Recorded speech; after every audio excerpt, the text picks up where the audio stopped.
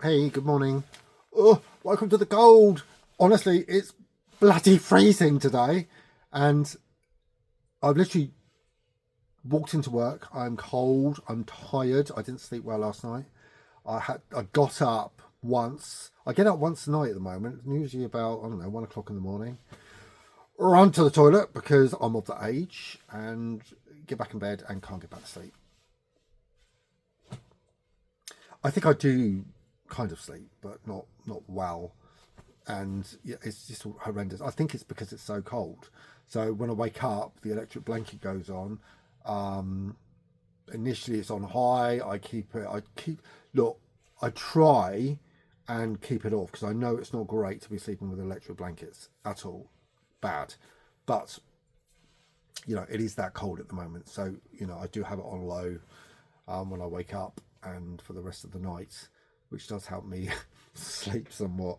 Um, Yeah, but everyone's saying the same thing. It's chilly. This is one of the cold. This is the coldest I've known it in Perth. Really. Usually winters are quite mild here, but this year is just dreadful. So um, a little bit of a mishmash today. So I'm talking about different things. Um, I was watching the um, Makerfield by-election in the UK this morning, just as I was getting ready for work, and my love of politics, and do you know what? I'm looking at the characters that are running for Parliament these days in the UK, and it still shocks me that these people are even allowed to. I mean, the guy running for Reform, sexist, misogynistic, homophobic, racist, you name it, he's ist. He's an ist. Yet he could win that by election. Hopefully, by the time I post this video, he wouldn't have. But to think that he could be that close to winning, the guy can't even string a sentence together. Um, I find it shocking. When you go back, so my interest in politics stems from my father, obviously, and I used to go with him canvassing in the 1980s, 19 late 70s as well as a child, putting leaflets through doors. Um, and I remember my father disliked Margaret Thatcher with a passion.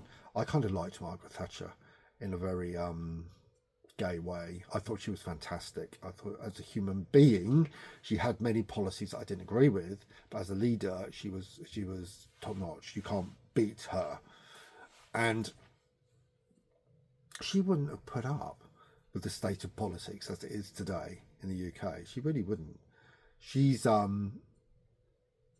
Politicians back then had dignity. They resigned when they had to resign. They knew when their time was up. They didn't hold on for dear life. They had conviction. They believed in what they were fighting for. It's not the same today.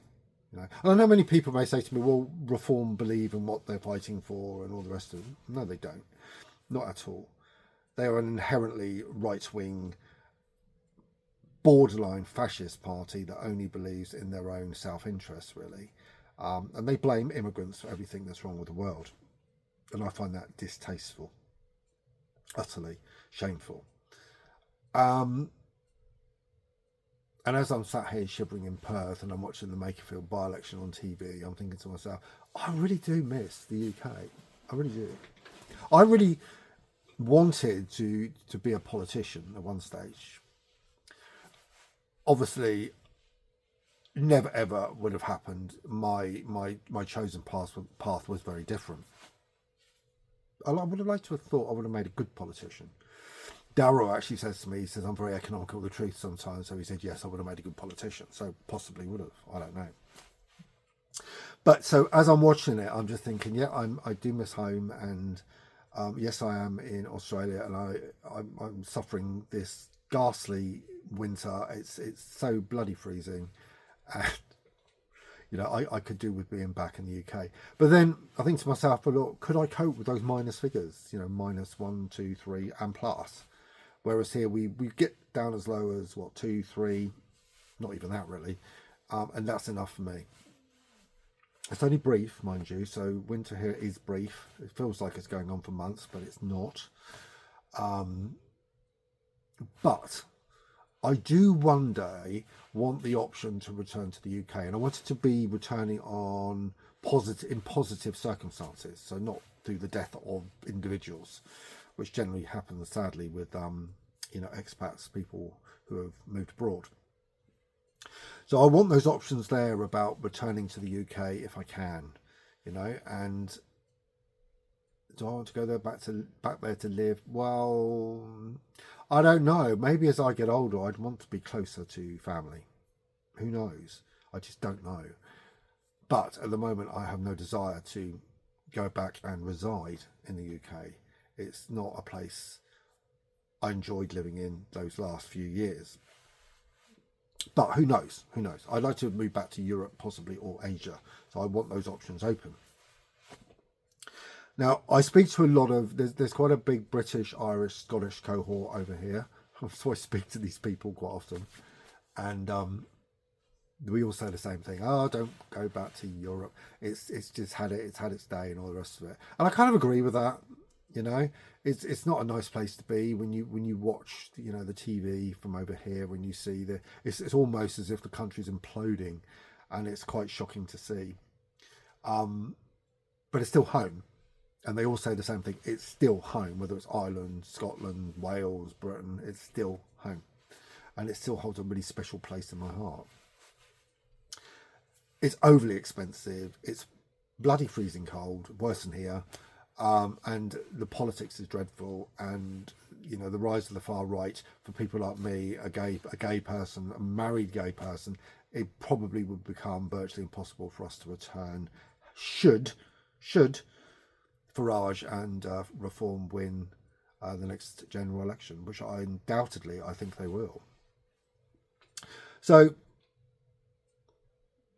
I think especially at this time of year when you suffer through the winter, you do tend to miss home more. I don't know why. I enjoy the sun, so I do like the sun here. It's great. But it takes me back, when I'm reflecting on childhood and growing up in the 70s and 80s and how much simpler times were. And I often talk about this. Politics was more energizing. People had conviction, which they don't have anymore in politics. Keir Starmer doesn't have any convictions at all. As a politician, I think he's utterly dreadful, really, really bad. And this is what I miss. I don't think I miss Britain per se. I think I miss the times when I was growing up, so the 1970s and the 1980s. The sense of community that I grew up in was truly amazing. I grew up on a small social housing estate, and everyone knew everyone else. Everyone's door was open. Everyone was an aunt and an uncle. Everyone would babysit and look after, and I knew every single person in that tiny estate. And there was no, well, look, this is my perception as a child. The 1970s weren't great. I know that. There were times of strikes, 3-day week. It wasn't a lot of money about. But as I said, the sense of community was there. People looked out for one another. None of us had any money at all. We all wore, I had clothes that had so many patches on that were sewn up so many times. It was unbelievable. These days, you just go out and buy, your child a new pair of trousers.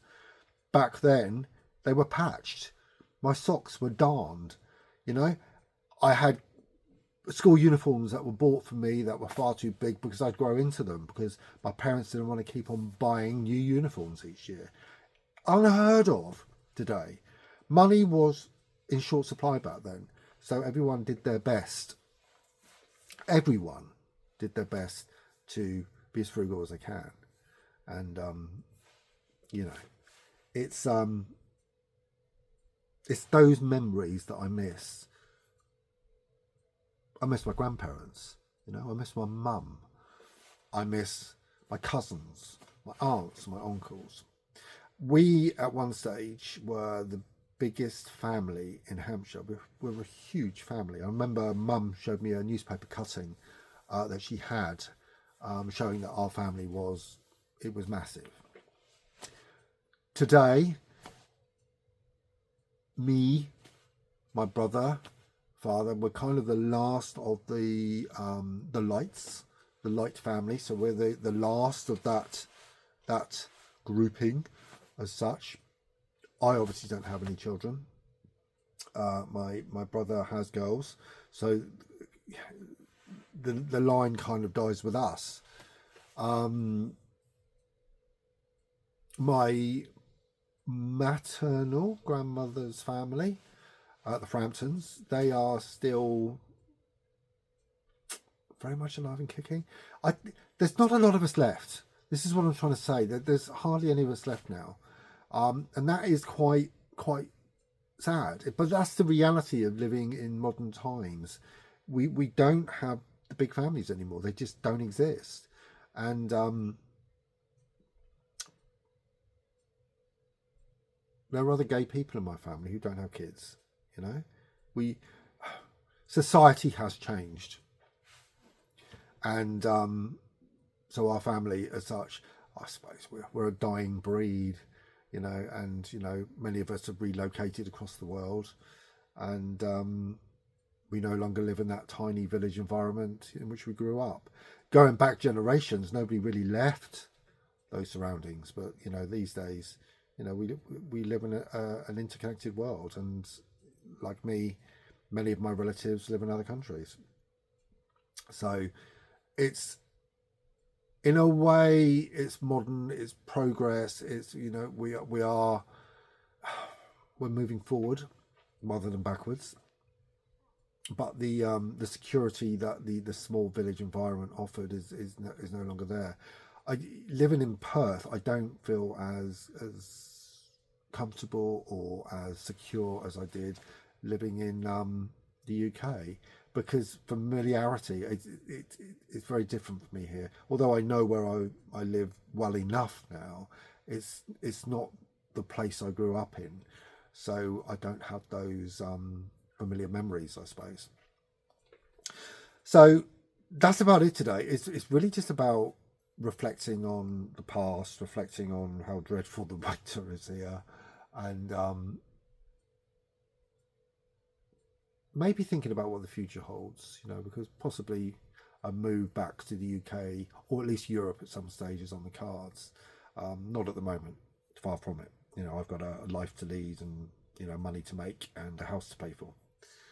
And, but hopefully, you know, I will be returning at least for a visit soon, because I'd like to see my home, despite all the bad news that constantly hits my my inbox and my feed. I still want to, you know, go back and see friends, see family, and you know, just see the old place, because I've been here 4 years, applying for citizenship very soon, so that's sort of Septemberish time where I'll be doing my exam, which I'm actually studying for at the moment.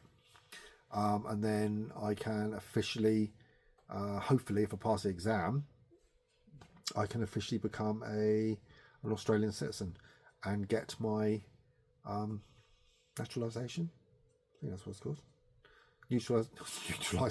Naturalisation. Anyway, I'm rambling now. So, look, always good to talk to you.